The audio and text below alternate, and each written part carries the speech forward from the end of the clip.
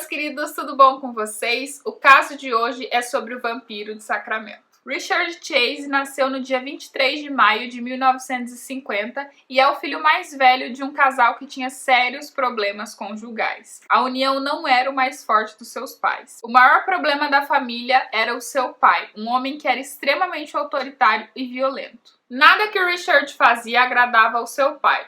Tudo era motivo para ser criticado e insultado. Richard experimentava dentro da sua própria casa uma verdadeira ditadura. Em alguns artigos que eu li e até mesmo no livro que eu tomei como base para falar sobre esse caso, que é o Mindhunter Profile, foi escrito por dois policiais que fizeram toda a investigação comportamental do Richard. Fala-se que talvez, por conta de todos esses problemas familiares que Richard tinha, ele tenha desenvolvido comportamentos de psicopatia. O comportamento mais clássico que Richard apresentou era que a sua brincadeira preferida era torturar animais, principalmente os de estimação. Logo, seus pais se divorciaram e ele foi morar com a sua mãe. Durante a sua adolescência, ele achou refúgio para todos os problemas que ele tinha nas drogas. Alguns médicos disseram que, devido ao abuso excessivo de drogas, isso tenha desenvolvido um grau mais avançado de esquizofrenia. Porém, pessoal, o policial Robert,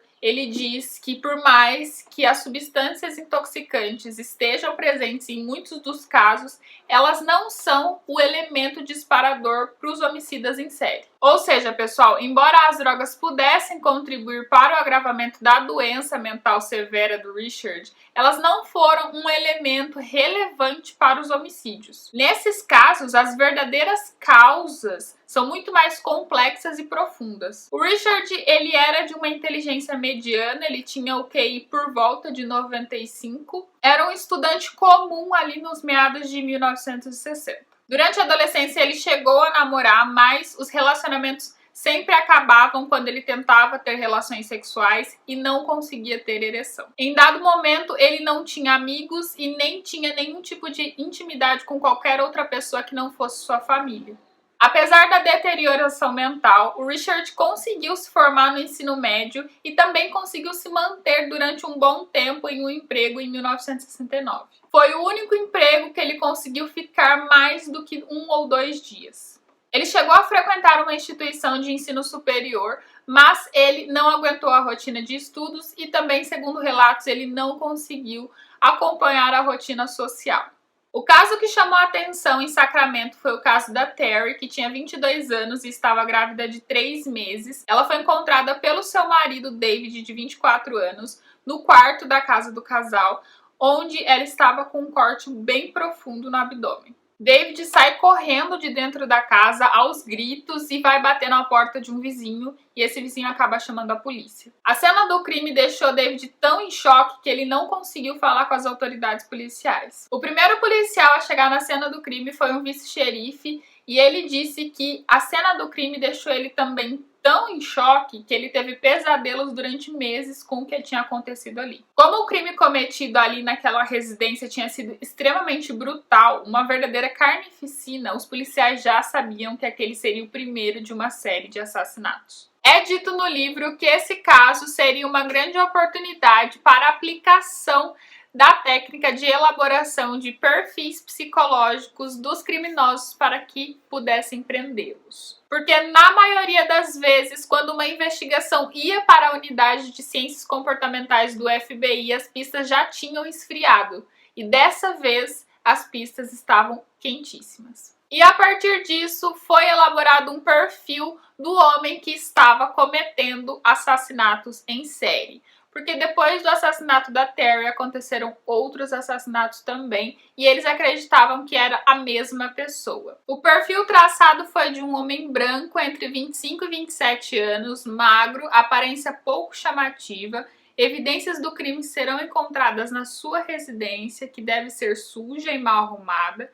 histórico de doença mental, envolvimento no uso de drogas, um solitário sem relações com homens ou mulheres e provavelmente passa muito tempo em casa, onde vive sozinho, desempregado, possivelmente recebe algum auxílio por invalidez. Se morar com alguém, deve ser com um dos seus pais. Entretanto, é improvável que ele more com alguém. Sem passagem pelas Forças Armadas, deve ter abandonado o ensino médio ou a faculdade sem se formar. É provável que sofra de uma ou mais formas de psicose paranoica. Esse foi o perfil traçado pelos investigadores e todos os atributos fechavam com Richard, mas existiam algumas peculiaridades nesse caso. Uma das peculiaridades deixadas de lado foi a síndrome de Renfield, ou vampirismo, que é uma patologia que torna a pessoa viciada ou necessitada em beber sangue. E esse sangue pode ser de animal ou de ser humano. Há 4 estágios progressivos nessa doença. No primeiro, normalmente, em razão do sofrimento de um trauma de difícil assimilação,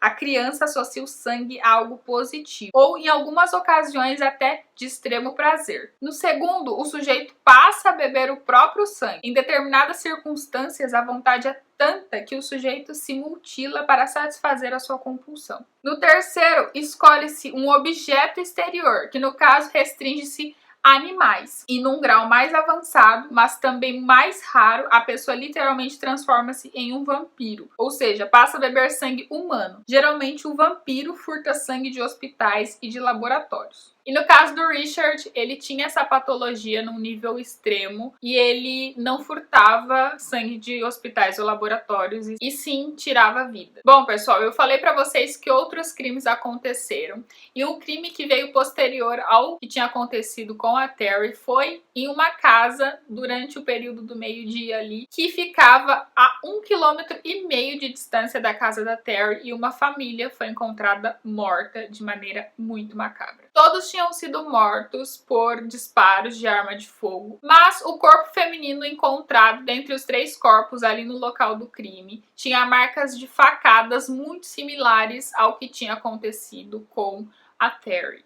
E tudo indicava que o assassino tinha fugido com uma perua vermelha que pertencia a uma das pessoas que foi morta no local. E como já constatado anteriormente, o Richard não era uma pessoa muito organizada e ele se portava da mesma forma com seu modus operandi. Porém, uma prática que ele nunca deixava de fazer em todos os crimes que ele cometia era a de beber o sangue das vítimas. Mas, em regra, todos os seus crimes eram desorientados e brutais. E esse crime anterior que eu contei pra vocês, onde foi encontrado 3 corpos, e aí a maioria deles foram mortos com disparos de arma de fogo, nenhum dos vizinhos escutaram os disparos. Mais de 65 policiais saíram às ruas para passar um pente fino no raio de 800 metros do local onde foi localizado a perua abandonada. A área de varredura foi ainda mais precisa quando a polícia recebeu um relato de que um cachorro fora morto e estripado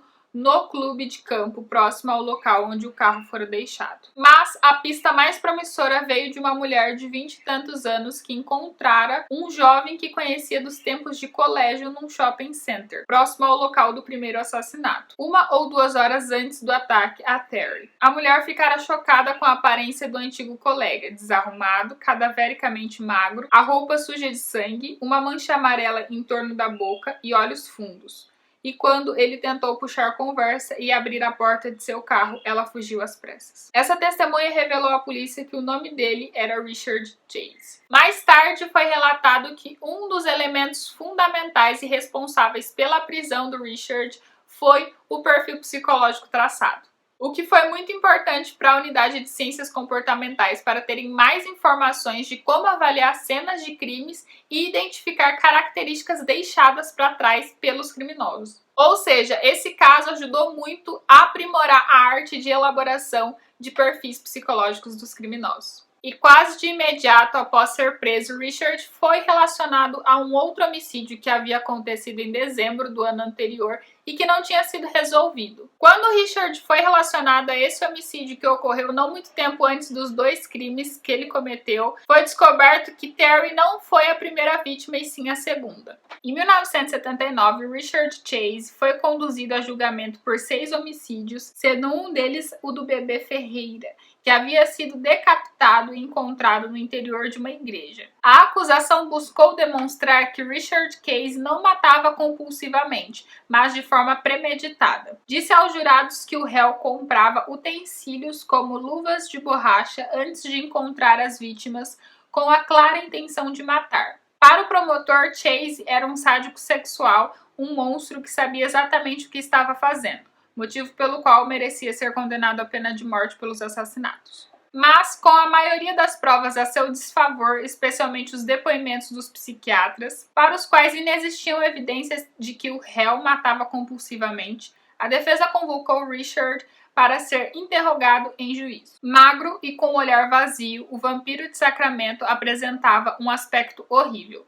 Inicialmente tentou reduzir a responsabilidade pelos seus crimes, afirmando que foi maltratado durante toda a vida e teve problemas sexuais na adolescência. Mas em seguida admitiu ter bebido sangue de Terry e atirado em um bebê para depois decapitá-lo e colocá-lo sua cabeça em um balde. Queria obter mais sangue para beber. Sem esboçar reação, disse ao final que sentia muito pelos crimes praticados. Diante do teor das declarações, a defesa enfatizou que não havia premeditação nos crimes, mas sintomas de doença mental. Tentou convencer os jurados de que Chase era insano e precisava de assistência médica urgente. Em 8 de maio de 1979, após 1 hora de deliberação, os jurados chegaram ao veredito. Chase foi considerado legalmente são e, portanto, considerado culpado das 6 acusações de assassinato em primeiro grau. Condenado a morrer na câmara de gás, o vampiro de Sacramento foi enviado a uma penitenciária na Califórnia. No livro, os autores comentam que não concordaram com o veredito e nem como o caso foi tratado, pois na mesma época foram julgados os homicídios do prefeito de São Francisco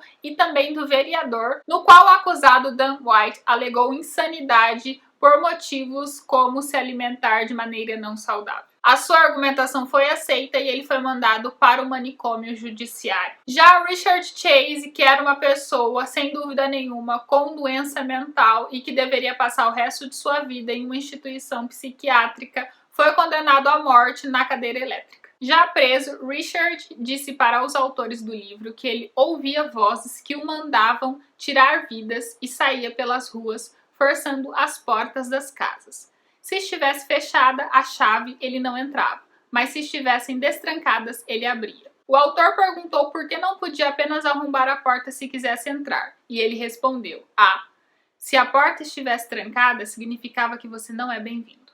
Os autores dizem que essa entrevista feita com Richard Chase já na prisão confirma o traço de que ele era uma pessoa desorganizada e que seu modus operandi era da mesma forma. Richard Chase foi encontrado morto em sua cela em 26 de dezembro de 1980. Estava em sua cama contorcido. Segundo a autópsia, a causa mortis foi a ingestão tóxica por excesso de medicamentos, overdose. Aparentemente, Chase guardava consigo as pílulas prescritas por seu médico para fins de tratamento de alucinação e depressão, e tomou-as de uma vez só. O vampiro de Sacramento havia se auto-executado, e com o ato deixou em sua cela uma estranha carta de adeus. Porém, pessoal, jamais foi possível saber se o homicídio cometido foi por causa do seu complicado quadro mental ou se simplesmente foi para atender os pedidos de seus colegas encarcerados. Nenhum dos encarcerados na mesma penitenciária que Richard Chase queria dividir cela com ele. Ele era extremamente temido por todos eles e por isso eles constantemente pediam para que Chase se suicidasse. E é isso, meus queridos, eu espero muito que vocês tenham gostado. Esse é o primeiro caso aqui do canal do YouTube. E se vocês gostarem, eu vou continuar trazendo muitos casos aqui para vocês. E é isso, meus queridos. Um beijo e até o próximo vídeo.